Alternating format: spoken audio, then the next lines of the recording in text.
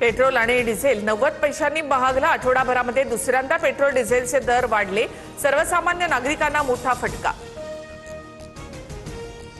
राज्यात अनेक ठिकाणी पेट्रोल डिझेलसाठी रांगा।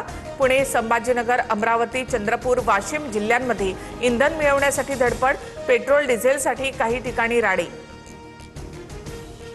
राज्यात 1 महिना पुरेल इतका पेट्रोल डिझेलचा स्टॉक उपलब्ध। इंधनासंदर्भात तक्रार आल्यास दखल घेऊन सहकार्य करणार, मंत्री छगन भुजबळ यांची माहिती। भाजपला मतदान करून लोक आपल्या कर्माची फळं भोगतायत। इंधन दरवाढीवरून संजय राऊतांची टीका। महागाईवरून देशात आर्थिक अराजकता पसरेल, संजय राऊतांचा इशारा। पाव आणि ब्रेडच्या दरात 5 रुपयांची वाढ झाल्यामुळे आता नाश्ताही महागला। वाढता वाहतूक खर्च, पॅकेजिंगच्या किमती वाढल्याचा परिणाम। मुंबईमधील वांद्रे पूर्व परिसरात रेल्वेकडून मोठी अतिक्रमण हटाव मोहीम। गरीबनगरमधील अनेक वर्षांपासूनच्या बेकायदेशीर झोपड्या हटवण्याचं काम सुरू। नोटीस न देता कारवाई केल्याचा स्थानिकांचा आरोप। कारवाईच्या विरोधात स्थानिक आक्रमक। देशभरातील 12.5 लाख औषधांच्या दुकानांचा उद्या देशव्यापी बंद।